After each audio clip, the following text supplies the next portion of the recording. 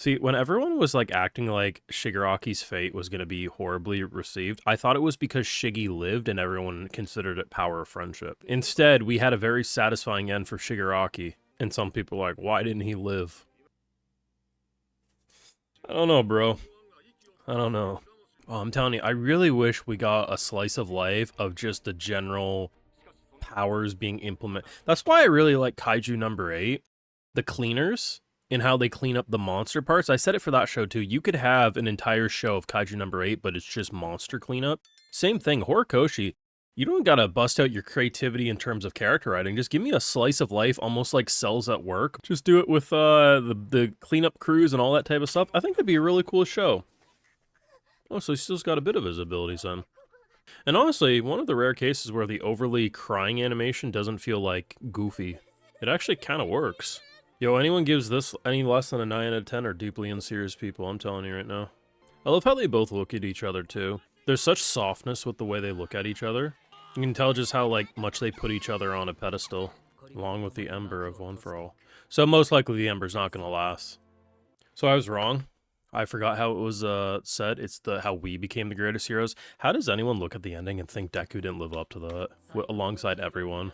Hey, if you got this far in the video, make sure you drop a like, show your support, subscribe if you're new around here. Patrons, of course, we're going to catch those full live reactions, also more if you also want to help fund the channel and videos just like these. So, if you watch the preview, this shot here, my story comes to an end, along with the Ember of One for All. That pretty much hits the nail on the head that most likely that shot of Deku flying to her was his last time using One for All.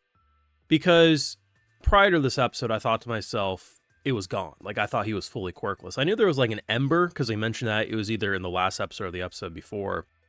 But I thought maybe if he harnesses it, maybe if he trains it, he'll be able to do some element of superhuman stuff. So when he does it, I was like, oh, maybe he'll be able to keep something. Nah, this is definitely the end.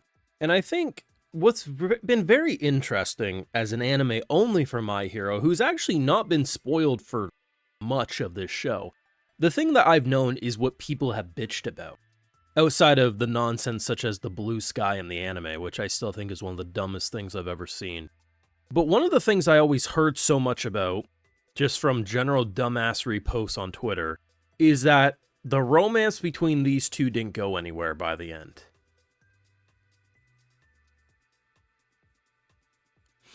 Now, I'm gonna keep this as blunt as possible. Let's not get too extreme. But what the fuck? How do you see a man who probably just used the last bit of his ember to chase after someone who means probably more to him than most people, willing to... And if you really think about it, the show kind of starts with that ember being surrounded by her and, you know, her saying, hey, Deku. Like, she's the one who gave him the name Deku, and he used the last little bit to help her heart heal. Now, unfortunately, media literacy is a dying thing. And one could argue media literacy barely exists to begin with. And unless a character says, I love you, they think confessions don't happen. Even when a man can look at her and say, everything I'm gonna do is gonna be for you. Like, it's just, this was so beautiful because this was a confession. Right? Like, this at its core was a confession. Like, if you watch this and think these two aren't gonna be together in the future, now, it may not happen tomorrow. And hell, even if we didn't see them hold hands or kiss in the last couple of episodes, if you watch this scene and think they ain't gonna be a couple at some point in their lives, you're insane to me. I don't even give a fuck if we never see it in anime form. I can assume that's what's gonna happen because I have eyes.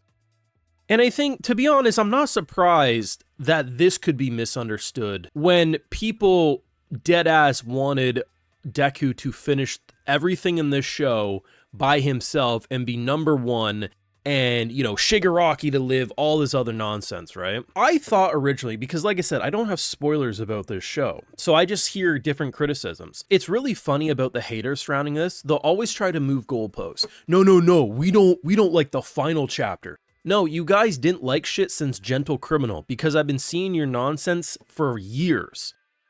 Gentle Criminal, from my understanding, a lot of manga readers, they thought, oh man, Horikoshi wasting his time. Why is he wasting on this Team Rocket level bullshit? And then Gentle Criminal had one of the best characterizations in the past few years of My Hero. I thought the issue with Shigaraki was that Shigaraki was gonna live, and that people didn't like the fact that he got off so easy. No, apparently there was a large amount of people who were upset that he didn't die, which is weird because despite us saving his heart, you don't let someone like that implement themselves back into society. Sure, maybe we could have locked him away for life, but I think it's more touching for him to actually be saved and pass on peacefully, and then we can give that message to Spinner, right? But here's the thing. The biggest, most misunderstood thing of this show, I think this shot right here represents it. It's not because of simply this class. It's not because of a singular person. If you look at the start of this show, hell, if you look at the first half of this show, we all think Deku's gonna become the next All Might, right? That symbol of peace, that thing that no matter how bad things get, he will be the one to save the day. But that's why they were in that situation to begin with.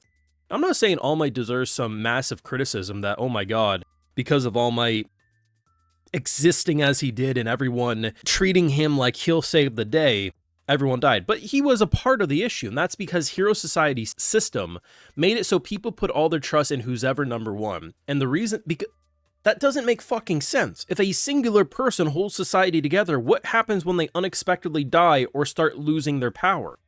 What we did here is not that I expect Hero Society to go away, but what's going to happen is something like this is unlikely to occur again. And that is, the League of Villains was able to take kind of hold of the way society puts these heroes on a pedestal. And I mean, that was one of the big things when it came to Stain. Took me a minute there, apologies. You know, he was able to see how corrupt so many of the heroes were. The fact that society needs to be bigger than a single entity. The fact that Deku probably loses his quirk for good is actually incredibly poetic. Deku, while he certainly will be upset by some aspects of that, this is a man who thought he would never achieve greatness at all and was able to work collectively with everyone, which is what makes that whole collective chase scene of throwing them.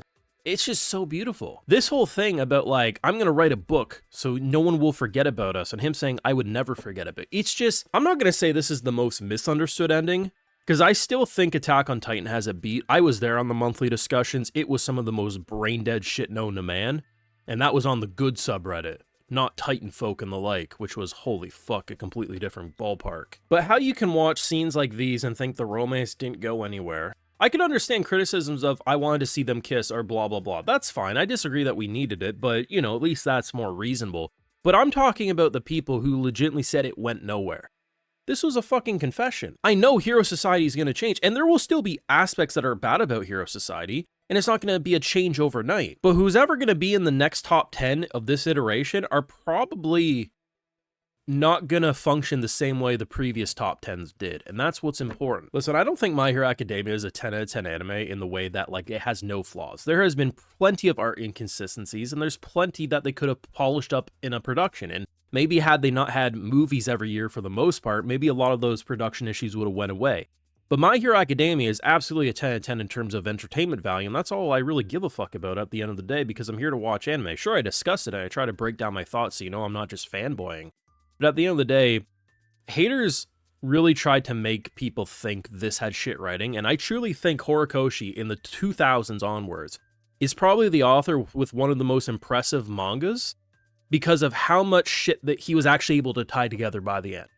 Let me know your thoughts though down below. Drop a like, share your support, subscribe. If you're new around here in Patreons where you're going to catch my full live reactions to all some more like I also like to give video shoutouts to my patrons and make videos like these possible. Alright, so today we got Y, CCC Studios, Lucky, Nathan Matthews, Charlie X, Earl 888, Austin Citizen, Nicholas Geischer, and we also have Eric Chiefs Robinson. So I appreciate the support. Please take care and you'll have a good one.